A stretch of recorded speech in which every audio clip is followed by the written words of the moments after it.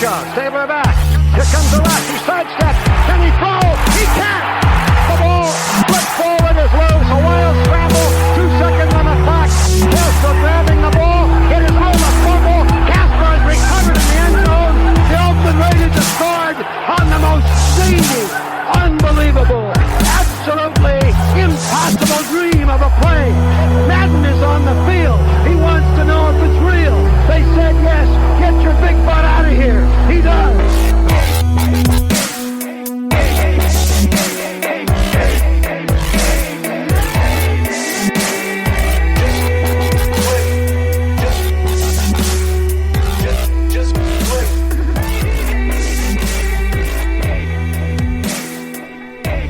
Welcome to the Ladies of Darkness, a member of the Crow's Nest Podcast Network. Brought to you by DC4L Custom Tees and the Raider Ramble. Make sure you follow them to find our swag and some great content, including our amazing Angry Trash. So, today on the show, we're going to be talking about preseason, Hard Knocks Episode 3, news from around the NFL, and a new Heidi Game. Yay! Plus, another excuse from Ingress why we don't have the tight end thirst list ready to go. Hey, up yours. Okay. I got stuff to do. Yeah, your thirst list. Do you want me to make yours for you? You know, I don't think it would be right, but it wouldn't be. I will do my best. I would make promise. yours awful. I would just. Oh yeah, you'd do mine totally backwards. Like the hottest guy on there would be Jared Cook. And that is not even close to the truth. Sorry, Jared. We absolutely love you, but only with your helmet on. Yeah.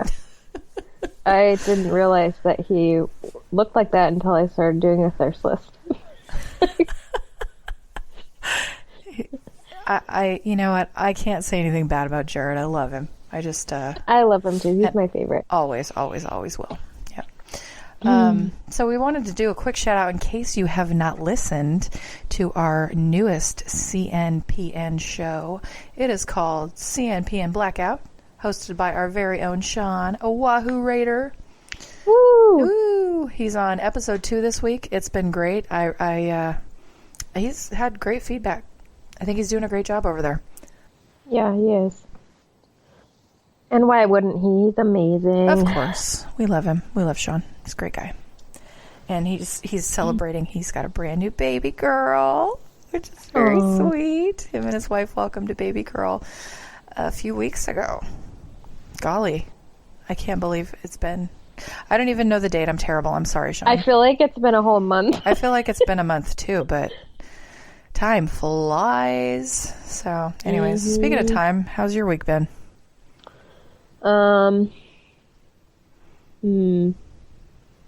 Crickets. Don't think too hard. Yeah, I might hurt myself.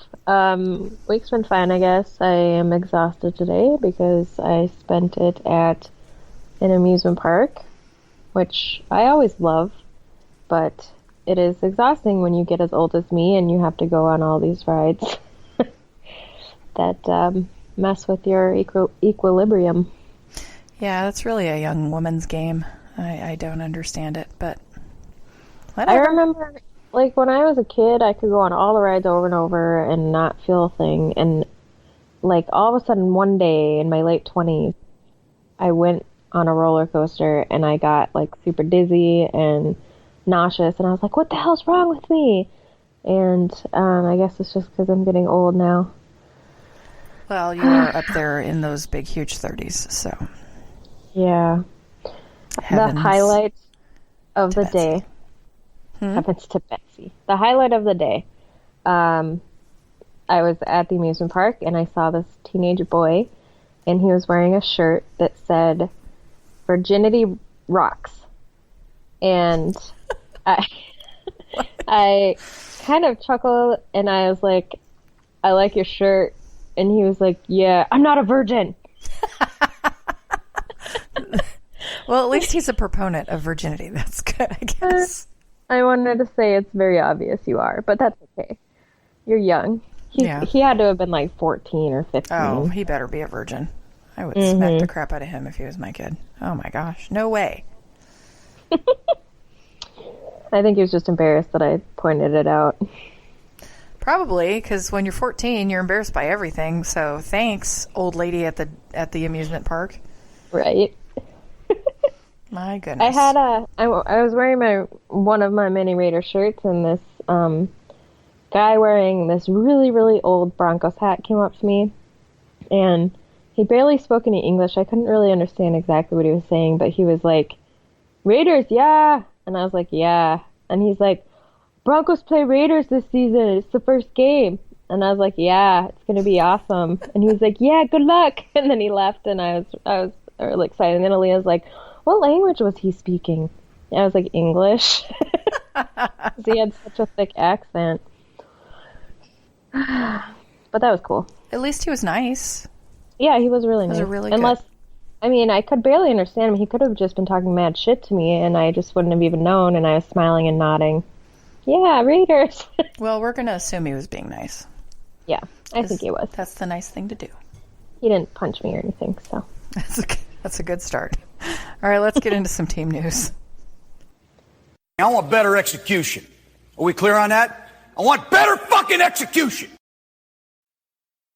So, we defeated the Packers this week in preseason, 22-21. We are now 3-0 in preseason, Woo! And I am super excited about that. Even though it's preseason, it's still super exciting. The game took place in Winnipeg, where there were safety issues with the turf, so the game was shortened to being played on an 80-yard field. Kickoffs were eliminated, and teams started drives after what would usually be kickoffs at the 15-yard line. That was super weird. That whole game was super weird. It was like like watching arena football. Mm-hmm. Except for there was no wall. Right. I didn't get to watch it because it wasn't on TV here, which is super weird because I live right underneath Canada, and I live right next to Green Bay. So, like, why wouldn't it be on TV here? I was super mad about that, but... That is odd. I don't know why they would do that. That seems counterintuitive. Well, I barely get any Raiders games, but once the season starts, I'll have all the games because I got, whatchamacallit, Sunday ticket. yeah, that thing you pay an arm and a leg for. Exactly. Goodness. Well, it was an interesting game. It was fun. I assumed we were going to lose, and I even tweeted that. And I'm okay being wrong. That. Yeah. Yeah, you were like, we're going to lose this game, and then I got up in the morning at 6 and looked at the score, and I was super relieved that you were wrong. Well, I don't care if we lose the game. What I liked was that we were seeing some really good play from a lot of players. That's all I'm excited about. I don't want to win the preseason Super Bowl. Let's just be clear about that. I do not want to win that. That is not a trophy I care about. Because the Lions did that, and they went 0-16. Bummer. Not even happening. Not having that one bit. But, yes, you know. doing that. Well, there were no injuries in the game, so that's pretty cool. So almost none of the starters for either team played. Mike Glennon was 4 for 9 for 38 yards, and Nate Peterman was 23 for 37 for 210 yards and 2 touchdowns. Damn. Yeah, I heard he was looking pretty good. He was. MV Peterman. That's what Chris Weissong's calling him. And I am fully on board with that. That's, he's doing a damn good job making a good case for himself. Good. It was a come-from-behind victory where we trailed 21-10 at halftime. That's pretty cool. Mm-hmm. Rico Gafford caught 4 passes for 31 yards and made a crucial fumble recovery on our last drive to keep our comeback hopes alive. That was amazing. He was right place, right time man right there. Yeah, and if that hadn't happened, we wouldn't have won that game. Oh, no. Keelan Doss caught 4 passes for 52 yards, but added a couple of drops as well. But he had the toe tap, which kind of made up for it. I don't know. That one was a beautiful play. James Cowser, PJ Hall, and Nicholas Morrow each had a sack. That's pretty impressive. Yay! Keith Smith had a strong game in an attempt to hold onto his job. He caught 4 passes for 15 yards and a touchdown. Daniel Carlson was 3 for 3 on field goal attempts and added 1 extra point. Cornerback Nick Nelson had a very rough game and gave up 2 Green Bay touchdowns. Boo. Boo. But he did, however, catch his very first interception since high school, apparently, to close out the game for us. That's awesome. Yeah, good for him. I'm sure he felt good about that. The defense overall struggled in the first half, but came on strong in the second, with notable performances by P.J. Hall and Anthony Rush in the second half. They were looking good. More current news, we have, I'm sure you've all heard already, that Doug Martin was placed on injured reserve. It was initially reported that he was cut, however. He was not. Looks like an injury settlement is going to be coming his way very shortly. That's what I would expect. What happened? I have no idea. He's been sitting all preseason. Yeah. I really would not have, to be completely honest, to be totally frank with you, I would not have expected him to be cut. But Yeah. The team's looking towards the future, and they're looking younger and more, oh golly, what's a good word? Younger and a lot more motivated, I guess, I don't know, to get future players as opposed to keeping guys on. So we're shifting from that veteran mentality, like we need vets on the field to teach the rookies. We're shifting from that, it looks like, because we've picked up some really, really good pieces in the offseason and in the draft especially. We also released long snapper Andrew DePaula, which means that Trent Sieg has apparently won the competition for that position. Makes a lot of sense because we're saving a lot of money. Andrew DePaula was the highest paid long snapper in the league at that point, as I recall.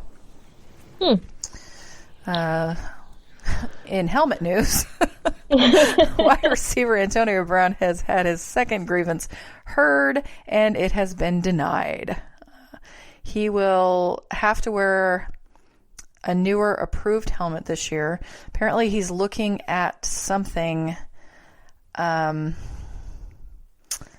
that he can have, I guess, either it's created for him or something that he can modify and get some endorsement deals out of. I don't know. That's just a rumor, but don't quote me on that. I think it's interesting that after his first grievance, he was like, I'm over it now, let's get ready to play some football, and now the second one came up. Well, apparently the ultimatum that Mike Mayock delivered in our last episode resulted in him deciding he wanted to come back to the team and participate. So that's good. Yeah. I'm glad. I was very glad to hear that. Very glad to see it. Also, safety Jonathan Abram, who has been a huge factor so far in preseason, has a minor wrist issue and is wearing some type of a cast on his hand. No big report coming out on that, so I don't expect it to be a large concern going into regular season. Guard Denzel Good, who was removed from IR, excuse me, or the PUP list, whatever it was, I can't remember, continues to show improvement and is back practicing lightly after having surgery for a back injury, which is a huge deal because we do need that guard position filled on both sides for a couple weeks there.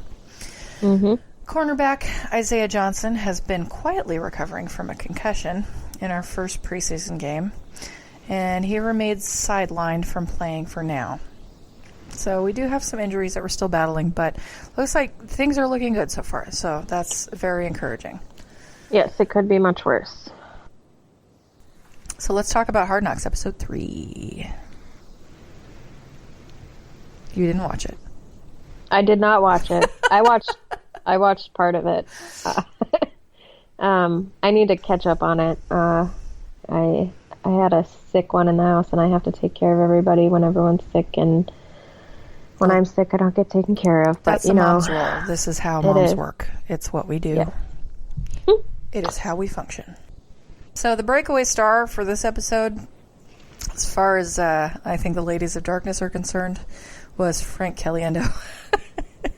His Gruden impression was spot on. Oh, that was my favorite. It was beautiful. And I did see that part. Coach just rolled with it. He was like, I thought you were going to tell some jokes up here, Frank. Crazy. Everyone looked so confused when Carr introduced him. I know. Gruden. I was confused too. I'm like, what the hell's going on here? What's going on? And then, of course, he walks in, and I'm like, oh, here we go. This is going to be fun. He's funny. It was a very AB-centric episode, though. It was kind of, I expected there to be some camera time, some significant camera time for AB, but I think it was a lot more than I had expected. They were following him around even more. They did show how supportive Gruden is to AB's plight and his issues, which is great. The one thing that I really, really, really enjoyed was the discussion about Darren Waller's. Basically, he's had an incredible story. Since 2 years ago, he's achieved sobriety. He said he has 2 years on the day, I think it was the day before release or the day after release, I can't remember, that he was sober. And watching some of the clips that they used, they used old clips of, basically NFL films when they were at training camp and practices when he was on the Ravens. And you could just see he was just kind of like dragging. He just wouldn't make it to the huddle. He was slow. He was just not paying attention. Harbaugh was on him constantly, like, dude, you got to get up. You got to, come on, let's go. You know what you're doing. Why aren't you here? And it was crazy, but it was so encouraging to watch him talk about his story and his struggles. And he was totally frank. That was the most honest I think I have ever seen an NFL player. He, even when he was talking to the Madden guys, they were like, well, you're a 68 or something like that? It's pretty low. And they were like, well, what do you think you should be? And he's like, no, that's probably fair. I haven't put anything on the field. I haven't proven anything.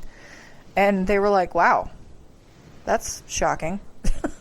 It was not something we expected to hear. So, the guy is honest. This is definitely proof positive of the direction that Mayock and Gruden have decided to go with the team, which is awesome. Mm-hmm. And if anybody loves a redemption story, it's the Raiders. Well, I guess it's time for some news outside the nation. To satisfy your passing fancy with the rest of the league, here's the news outside the nation. Whatever. So, in our last episode, we reported about the uncertainty with Andrew Luck's lower leg injury and discussed what the AFC would be like if he didn't play this year. And as you all have heard, I'm sure 1,000 times now, he has retired out of nowhere. That was crazy. Yeah, that was a huge shock. I was busy trying to console my Colts fan friend last night, who was rather upset. I can imagine. Yeah.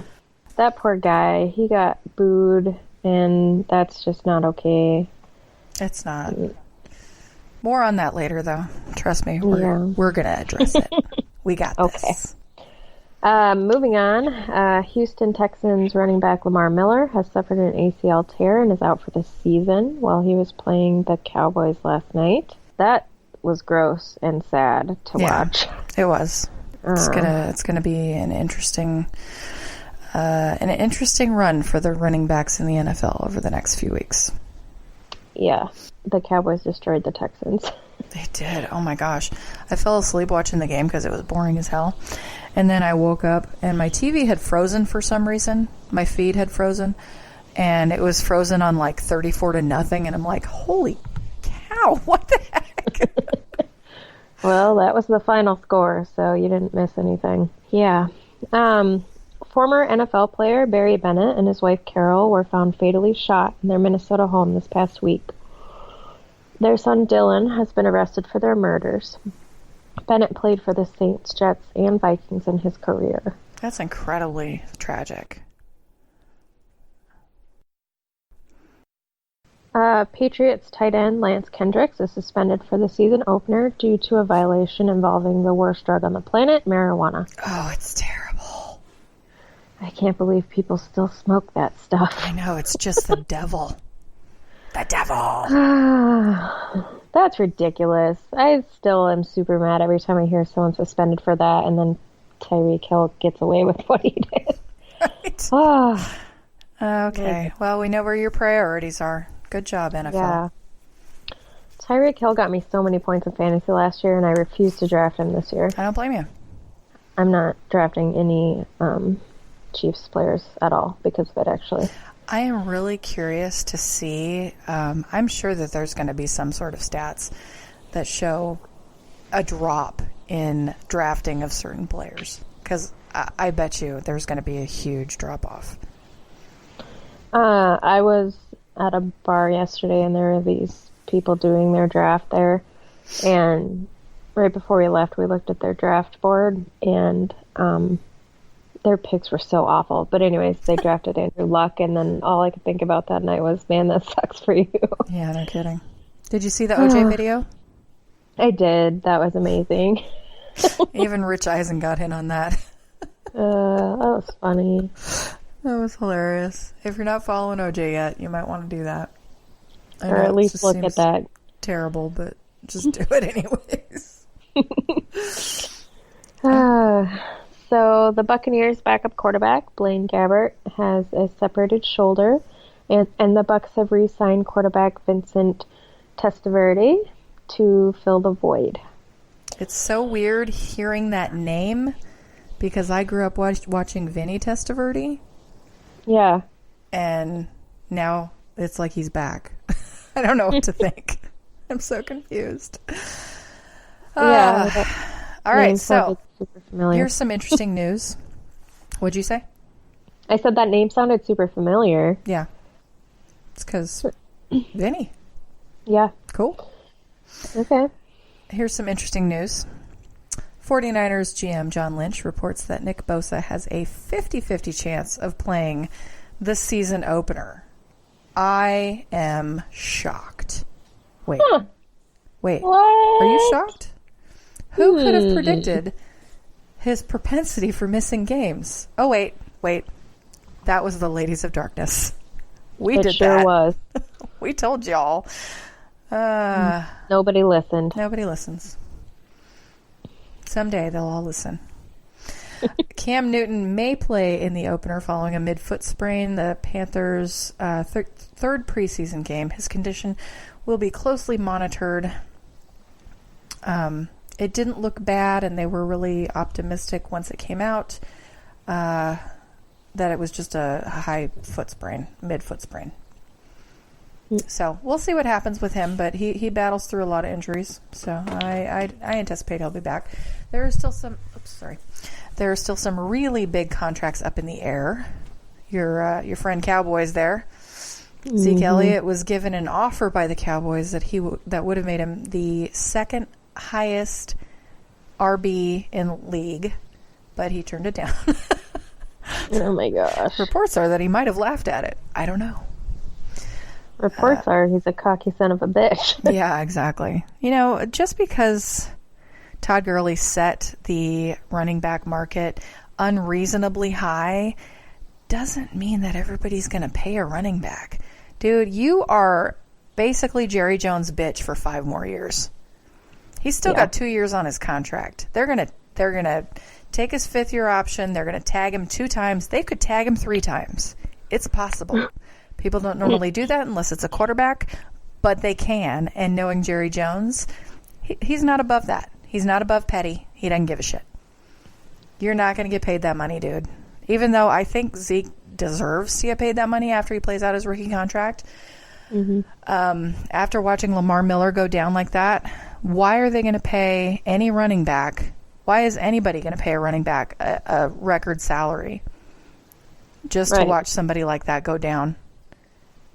I mean, basically you're handing over a paycheck for sitting on your couch and being sick or hurt. Right. It's a possibility. They're going to pay him. They are eventually, but I would not expect a contract for 2 more years. Right. Saying it now. Hot take. Whatever. You know the ladies of darkness are on top of this. So oftentimes our hot takes are pretty substantial. Yep. The Jerry's also still negotiating with Dak Prescott, who appears to be stalling after everyone in the world laughed at his $40 million offer that he declined. Oh my gosh. I'm still laughing. He doesn't deserve that. No, he doesn't. What does Mark think about? Since Mark's a Cowboys fan, what is his thought on $40 million Dak? He thinks it's ridiculous. He knows he's not worth that much. He's not worth 30. He's not worth 20. Maybe 15. I give him 15. That's cool. Yeah. I mean, he has some good plays and he can scramble and throw well, but he's not a top 5 quarterback. No, he's not. He's a middle of the road quarterback. If that. Because when he doesn't have his Zeke on his side, no, sorry, buddy, you're not doing great. He handed the ball off like 10 times yesterday before he even made a pass. I missed that part because I didn't really pay attention to the game. I should have probably paid attention. I just have football on in the background because I like the sounds. Yeah. But the grunting and the grunting and hard hitting and sweating and anyways, moving on. Tennessee Titans left tackle Taylor Lewan has confirmed that he has been suspended for 4 games for violating the NFL policy on performance-enhancing substances. He probably took a Viagra. That's what I'm saying. Or those goat weed pills that you get at the gas station. Yeah. I actually heard a report on that. I was listening to sports radio on one of the channels, and somebody was talking about, these like baseball players especially are getting dinged for stuff like that. So they'll go out and grab one of these male enhancing things from the gas station, and it'll have all these random like bullshit ingredients that are going to pop on a drug test no matter what. And they take it thinking, oh, it'll be fine. It's not a banned substance. Well, sorry, bro. Just get yourself some Viagra. Dude, it'll work out just fine. Want to give us a call, talk about Zeke or Dak or whatever you want. You can call us at 802-328-1867. Yay, give us a call. And now it's time for a brand new Heidi Game. It's raining down. Hallelujah, it's raining down. Amen, it's raining down. Hallelujah, it's raining down. Amen, it's raining down. Hallelujah, it's raining down. Amen, it's raining down. Hallelujah, it's raining down. Amen. Amen. Hello. Heidi, welcome back to the show. Thank you for having me back again. So what do you got for us today? I have a ton of stuff. I don't even know where to start. Start at the beginning. Start at the beginning, but I just wrote this stuff down randomly. Well, So you're going to have to deal with it. all right. Well, You will have to deal with my randomness. all right. Well, start being random. Let's go. Okay. First things first. Hard Knocks. That was an awesome episode. Got to say it has really grown on me. But I was just watching it a little while ago, and I had to snicker because that scene where AB is going over his analytics and they are explaining everything to him, I'm sitting there and I'm like, I really don't understand everything they're saying, but they're saying he's running more faster than everyone else, blah, blah, blah. That really doesn't fit Jason McIntyre's picture of declining in his skills. Oh, right. Do you know that after, I have to side note this, after we posted our last episode wherein Jason McIntyre had made our Seriously Bro, I tagged him And he still hasn't blocked me. Wow. I'm impressed. It could be that he doesn't know how to do that. Oh, no, he's blocked plenty of people. Trust me. I see all of these comments from all these other Raiders fans that are like, oh, yeah, I got blocked. I pulled the block. Yay, I got it. I got blocked. And he's still not blocked me. Maybe he figured out how to mute. Seen it yet? Oh, maybe. Well, I'm impressed that he actually figured out how to use the block mechanism. Yeah. It is impressive, given his skill set. Yes. Or Yeah. lack thereof. And I only have one other thing to say about Hard Knocks. All right. What the heck was up with that scene with Luke Wilson and his father in the bay? I don't know. I think they're trying to endear us to Luke Wilson. I don't like Luke Wilson. I haven't liked him since we picked him up. Not a fan. Same here. Send him back to Canucks. But that was like a good episode, and then all of a sudden there was that. And we have to place a big, huge plop in the middle. Yeah. But overall, you liked it? Overall, I did like it. I liked this scenes with Darren Waller, of course. But you guys already knew that I had a soft spot in my heart for him. Yep. And it's well deserved, I have to say. Yes. And Jonathan Abram, when he's pestering the EA Sports ratings adjusters, that was pretty cute, especially when he was like going to bat for Derek Carr and Darren Waller. Yeah. I mean, he was very much in their face and told them, look, what are you doing? What are you guys doing? What are you doing to me? Yeah, I thought that was pretty cool.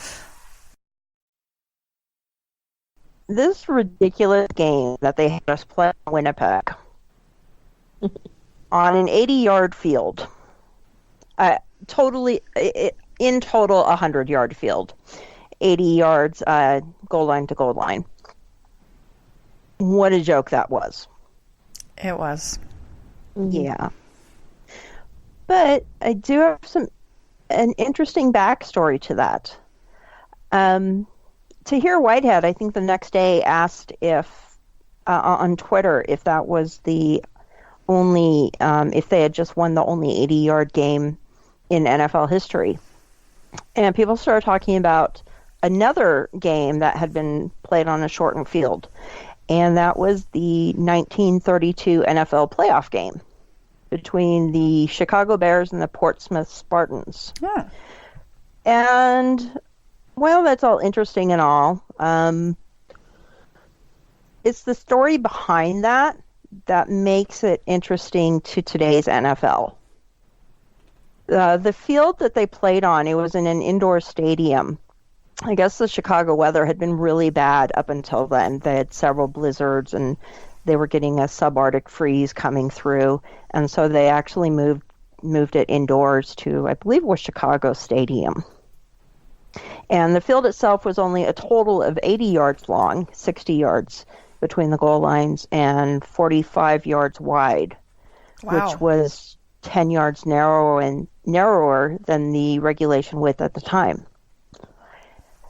And that game actually ended up being so popular, it brought about some rules changes that shaped football into what we see today. Very interesting. Up until 1932, the NFL played with college football rules. But starting in 33, as a result of that game, they changed some rules. They moved the goalposts from the end line to the goal line, which was then moved back to the end line back in the 70s. But all plays started with the ball on or between the hash marks. So I guess the plays could start anywhere along the line of scrimmage before that. Interesting. But the biggest thing is the forward pass became legal from anywhere behind the line of scrimmage. Right. Up until that point, you couldn't always throw a forward pass from behind the line of scrimmage. Wow. I love your history, Heidi. I love it. Yeah, so it was this game that really shaped modern football into what we see now. There used to be a lot more kicking in advancing the ball, there's a reason the sport was originally called football. It's because they advance the ball by kicking it, not necessarily by throwing it. And without this game that took place on this small field, the NFL that we know today wouldn't exist. I thought that was kind of a nice footnote to know behind us having to suffer and watch that joke of a game last week. You know what? You brought something nice out of it, and I appreciate that. Yeah. I have always wondered why it was called football when that's like soccer in other countries. Yeah. Every other country. Yeah. Yeah, the idea of a forward pass used to be completely foreign. Oh, yeah. The forward pass really did not even take steam until the 50s. Right. I mean, it was still in its infancy when the Mad Bomber decided to use it for a frickin' murder tool, basically. So if you look back at the forward pass, it's crazy how young it really is. Mm-hmm. So, yeah. Well, that's amazing, Heidi. Thank you. Yeah. But, during the game against the Packers, I saw a few things. It was kind of disappointing to have it be the third preseason game and it really only be between the 2s and the 3s. Yeah. It would have been nice to see Carr and Aaron Rodgers out there for at least a couple of series. But, we got a good look at our depth. That's the important part of preseason, right? Yeah, and that really seems to be the only thing preseason is good for anymore. Well, I mean, I have to say, and I will die on this hill, as is popular saying these days. Preseason is important. The scores are not. If you ask any player trying to make a roster or any coach trying to complete his roster and find the best depth possible, they're going to tell you the same thing. Oh, and I love preseason. I love being able to see the depth. I love to see the position battles. Mm-hmm. The one thing that really bothers me about this trend of not playing the starters in preseason, though, is this. Now, thanks to that, the first few regular season games look like preseason games because they're sloppy. I think that's fair, yeah. But they're sloppy and rusty. What I take from the Arizona game was our first team looked so precise on the field against the Cardinals defense, which the Cardinals defense is no slouch. They've got some huge playmakers. Chandler Jones, I would take him in a heartbeat if we could get him somewhere on our team. Oh, yeah. But we did not look like we were unpolished at all. So that was really very encouraging. It was. And it was nice to see that, even though that really is going to be the only view where we will get of it in the preseason. Right. And our defense is definitely going to be, I think, the concern. Like you said, with the first couple of games, they're not going to look polished. I think that's where we're going to see the misstep. Yeah, and I think our defense has sped up a lot. Like I said in an episode 2 ago, that not having Reggie Nelson on the roster helps with that. That raises the average speed of our defensive backs by like 2 like by seconds. 7 miles an hour per person. That cracks me up. Poor Reggie. He's a good guy. He had a good mind. He was a good coach on the field. It's just his body couldn't keep up with the rigors of the game anymore. Yeah. He's getting old. Yeah. All right, Heidi, you got anything else for us today? Let me see here. Position battles. Have you guys talked anything about position battles? Not much. No. Because the next time we come on, our 53-man should be set. Yes, it should, and I'm so excited. We did talk about the cuts. We've had a couple of cuts today. Yeah, we did. And so what else do you see for positioning? Positioning, I still see a toss-up between Keith Smith over Alec Ingold. I really do. I see a toss-up over it. And I think Ingold should get it, but I can still see Smith holding on to it. I'm sure if they don't place Ingold on the 53, that they are going to want him for the practice squad. And he'll be gone. I believe he will be gone if we try that. I totally agree. We all know that I want Keelan Doss. There's no secret there. I think he's been making a huge case to stay, too. Yes, he did have one crucial drop, though, last game. Towards the end of the game. So that isn't going to hold well for him. But overall, he's had a fantastic preseason. Well, let's compare him to the last guy that wore 89 and how many drops. That's not even fair. That's a different sport. I'm good with it. I'm good with the It's a different sport.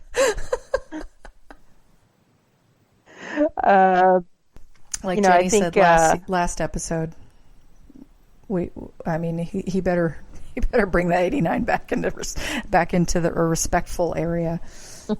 Yeah, otherwise we have to banish it from Raiderdom for all eternity. Yeah. Mm-hmm. Poor Eddie Vanderdoes. I don't see him making the final roster. I mean, has he?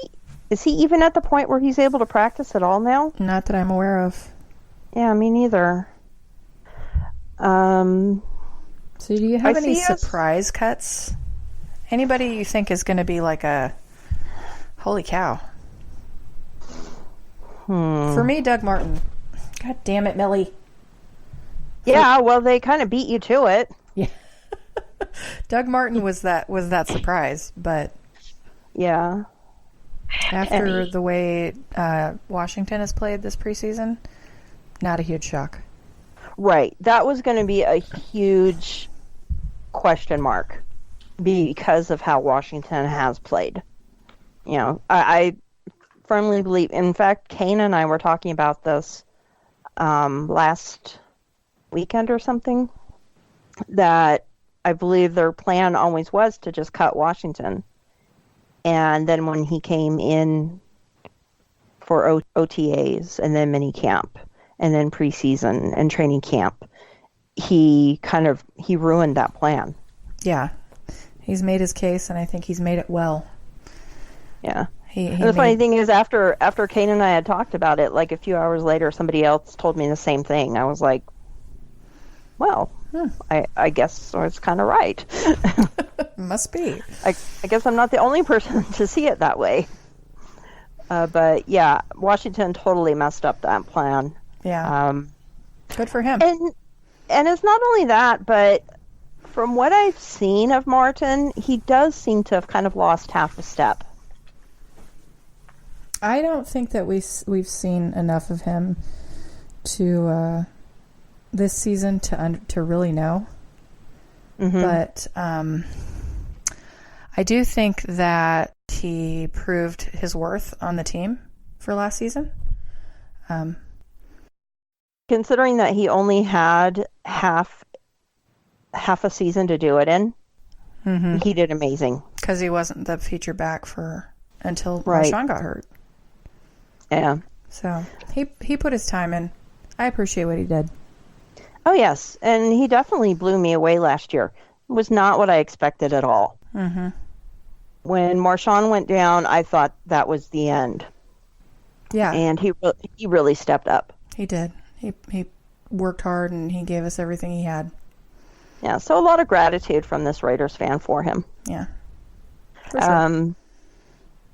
But there are a couple guys where I would like to see us be able to keep. Anthony Rush, I think he's made a good case to be kept on the 53. I definitely see him being kept over Vanderdoes. Bye, Eddie. Bye, Felicia. For some line depth, David Sharp, I would like to see him stay over a couple of others.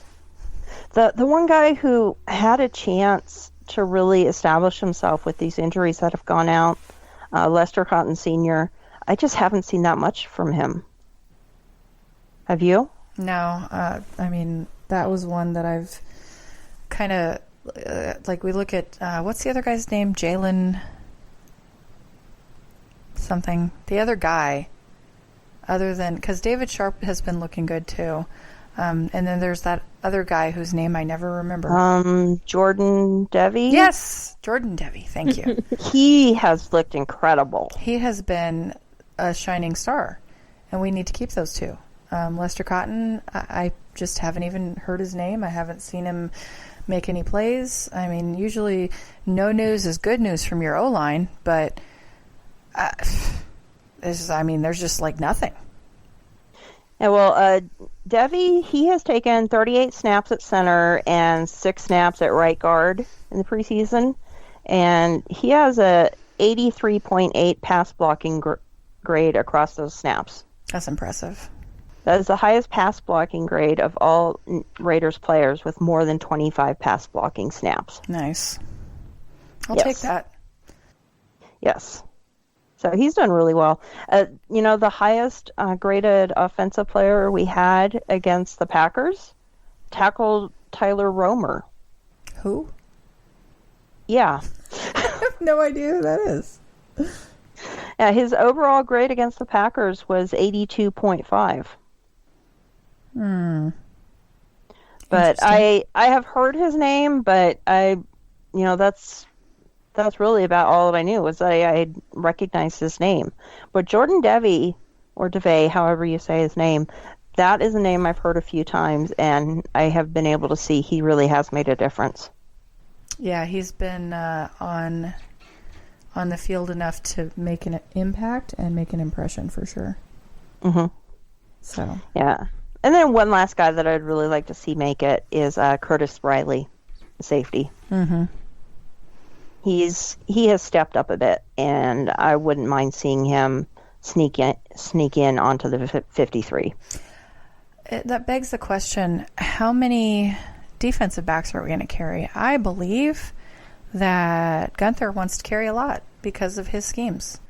He likes that 5th linebacker option. Mm-hmm. Or 4th, I guess. 4th line. Whatever. He likes that 8th man up front. Yeah. He likes those nickels and dimes and quarters and whatever. I think he likes to throw as many packages as possible on the field. And, he's gonna work those. He really likes those double A gap blitzes, which I think we have the personnel for now finally, because we've seen them work several times. But I think once, if it ain't broke, don't fix it. However, he doesn't like to let people get complacent either. Right. So I think we're going to carry more defensive backs as quote-unquote defensive backs as opposed to 3 corners and 3 safeties or what have you. Well, I think that we are probably going to go with 3 tight ends. I agree. And we're definitely not going to have any more than 3 running backs. I heard somebody suggest both fullbacks. That seems like it's a little bit too much of a long shot to me. Yeah, I think but I can see us going 3 running backs, 1 fullback, and 3 tight ends, which would make it easier to keep a couple of extra players. Right. The one thing I don't agree with is 6 wide receivers and one of them being Dwayne Harris. I think you're just giving up a space just for a specialist when you have somebody, you have players that can be returns guys and play on the offense as well. Totally disagree. I love Dwayne Harris. I want him to stay. He made some major special teams plays last year that I can't see any of these other guys doing. Just not. He's been in that position long enough and specialized long enough to, I think, be the perfect asset. Well, we agreed to disagree. That's okay. I just think that there are other players, not Jalen Richard, who would be able to do that. And sometimes what you have to do is teach them some of these intricacies of these rules that Harris understands so well. Mm-hmm. They're smart guys. Time. They're smart guys. Teach them that. But it takes time. Yes. But it also takes up a roster spot to keep them around. Why you gotta be undermining my argument, Heidi? I'm not Stop undermining. If I stopped, you would wonder if I was mad at you. That's true, I would. Well, Heidi, thank you for joining us. You got anything else before we go? No, I think we've gone at it enough. Anything to add? Not really. Thank you, as always. You are a breath of fresh air and amazing. We love you. Thank you. I love you guys too. Thanks, Heidi. Immensely. I like when you talk, because then I don't have to. I love just watching you on the screen, sitting there watching me talk. You make us sound exponentially smarter, Heidi. Whatever. Or dumber. Overall, as a show, we sound smarter. All right. I'll talk to you guys next time. Next time. And now it's time for Silver and Black Throwback. CNPN presents the Ladies of Darkness podcast. It's time to go back to the good old days. Hit that silver and black throwback. Chill. You're listening to a Crow's Nest Podcast Network production. Raider Nation. All Raiders. All the time. Tune in wherever podcasts are found.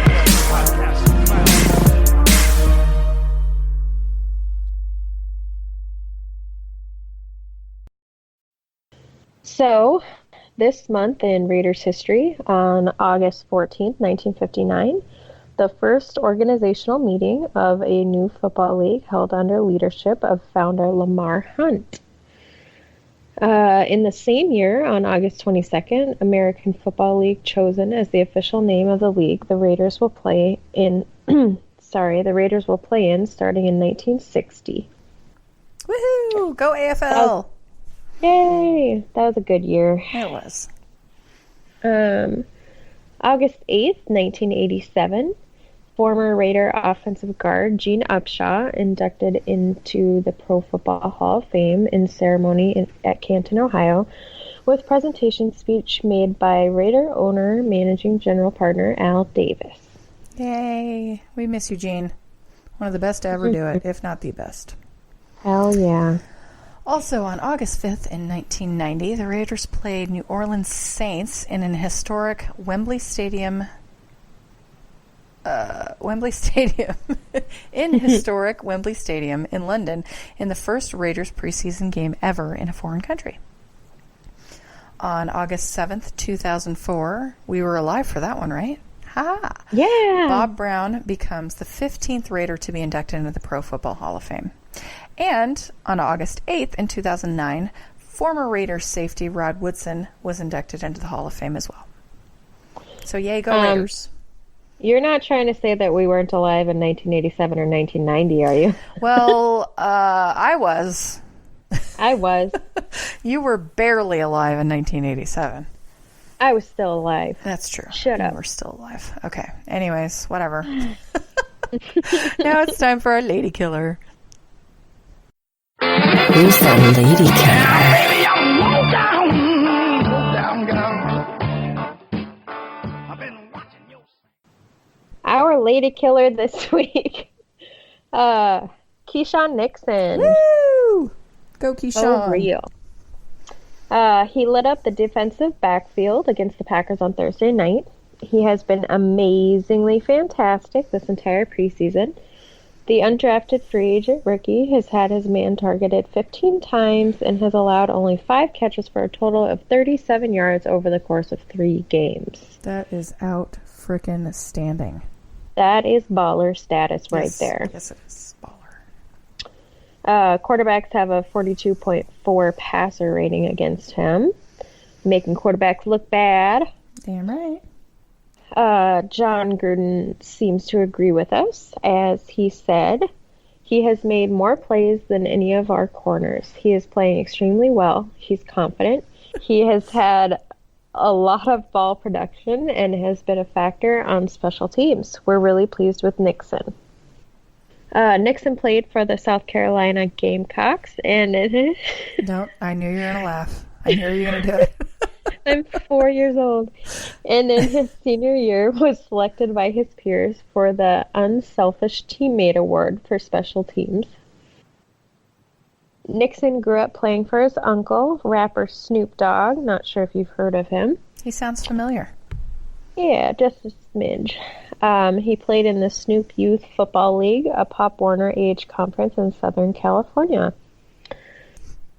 Keyshawn is from Compton, California, and recently tweeted, "Just wanted to show the youth in Compton that anybody can achieve the goals they have dreamed about, no matter the circumstances around you."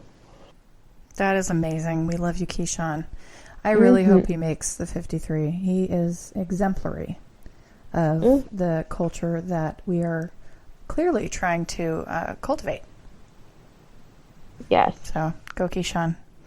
Welcome to being a lady killer. Yes. Hopefully it's not the first time. Oh, I mean only time. Damn it. Yeah. Hopefully it's not the last time. Yes, that. And on that note, it's time for Seriously, Bro.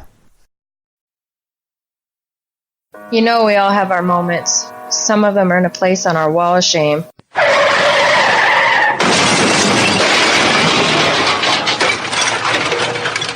Seriously, bro.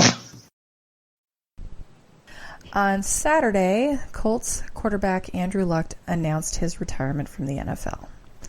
He was at one point the league's highest paid player and remained as one of the top. He gave his heart and soul to his team and his city. And do you know how the fans responded to the news coming out? I do. Some of those bastards booed him off the field. Now, I'm not going to indict an entire fan base, but those ones, seriously, bro. Seriously, bro, that's messed up. Well, he sobbed over his decision during an unplanned news conference addressing his retirement. These so-called fans were outside burning his jerseys. There were so many tweets questioning his motives and questioning his dedication to the game. Doug Gottlieb joined in the mockery by tweeting, "Retiring because rehabbing is quote-unquote too hard is the most millennial thing ever." Are you seriously, bro? Are you kidding me? Bro?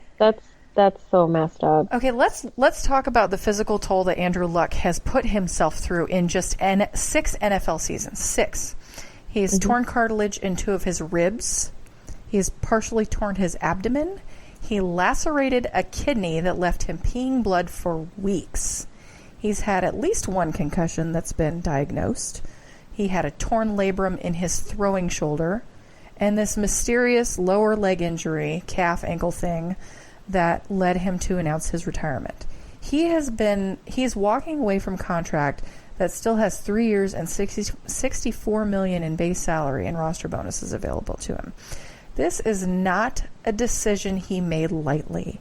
He's walking away because he has to make the best choice for him and his family. He should be respected and commended for this and not ridiculed. Seriously, bro, if you can't respect and appreciate what this man has brought to you in Indianapolis, then I question your fandom for the game of football. He's a man. He's a person. He's not a conduit for you to be able to win a Super Bowl or to buy jerseys or what have you. Seriously, bro, have some more respect. If I saw anybody do that from any fan base, I don't care who you are, I'm going to call you trash because you are. That's a trash thing to do. What if this man, he's got a baby on the way, and what if this man woke up one day and couldn't lift his daughter or his son? I don't know if he's having a boy or girl. I don't. I'm sorry. I don't. But what if he's not able to walk his child down the aisle or teach him how to drive a car? Those are things that you don't think about, do you? I mean, seriously, bro, this is a guy who's put everything into... He has sacrificed... Essentially, he's put his life on the line for this team. And this goes straight back to me and my soapbox that I am on. And here's another hill I'm going to die on. I believe that Jim Irsay has a hit on Andrew Luck. He wants him dead, and he wanted to collect some insurance money. So he's probably pissed about this. Seriously, bro. Seriously, bro. Illuminati And- confirmed. Yes. Andrew Luck had to play in the shadow of the great Peyton Manning, and he showed up and balled out, and nobody missed Peyton after that. No. I shouldn't say nobody, but, you know, he played his heart out. Peyton who? Exactly. Seriously. Stop it. This is uncalled for. We've always kind of picked on Andrew Luck just because he's kind of goofy and kind of awkward and stuff. But the man, when he's on a football field, throws one of the most beautiful balls I've ever seen in my life. Shut up, Jenny. Don't laugh at that. I'm not Seriously, serious. bro. He was a talent, and he still is a talent, but he keeps getting injured to the nth degree, and he doesn't want to risk his life when he's just starting a family. Right. So, And Andrew, we are with you. we are. We support And your not decision. to mention the emotional toll that all this takes on you. Oh, yeah. Mm-hmm. So seriously, bro. It's time to go. Yeah. Well, thanks for joining us on Ladies of Darkness, a Crow's Nest Podcast Network production. If you're interested in donating some money to keep the ladies in the dark, please do so. Our PayPal link will be up on all of our social media accounts. I promise we will have a tight end thirst list at some point in time. Don't judge me. I've had Quit shit going on. promising something you can't keep. Hey, I can make the promise. It doesn't, shit happens. Everybody's got lives. So Yeah. For some reason, the hot guys in the NFL are not necessarily always the top priority for my life. What? I know. Since when? I'll take it back. I'm sorry. I take it back. Please do give us a call. We love your voicemails, and we really, really do like to hear from you. So call us. Talk to us about whatever you want. Just don't drone on for 2 hours. There is a time limit. If you want to put your 2 cents in, if you want to ask us anything, we are always open books. Make sure that you also give a listen to all of our Crow's Nest Podcast Network shows. Of course, the Pillaging Podcast, the new CNPN Blackout, East Coast Raider Nation, the Inebri Nation Podcast. Who else am I forgetting? Putting on Waivers. There has got to be somebody I'm missing, and I am so sorry. Us. Us.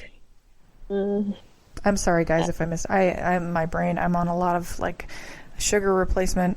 A lot of artificial sweeteners going on in my brain. Haven't had coffee today. Excuses. But we're going to have... We did have our first entrant into the last contest. So if you want to guess any of our top 5, you just send us in a message or tweet us or something. Just pick one of our top 5 in any of our lists. Top 5 tight end. Okay? If you do that, whoever is first with the right answer will get a prize pack. Sweet. And keep an eye out for our social media. As always, next week, final preseason game. Yay! And we're going to watch that and talk about Hard Knocks and all that other good stuff, and we'll catch you then. Until then, go Raiders. Go Raiders.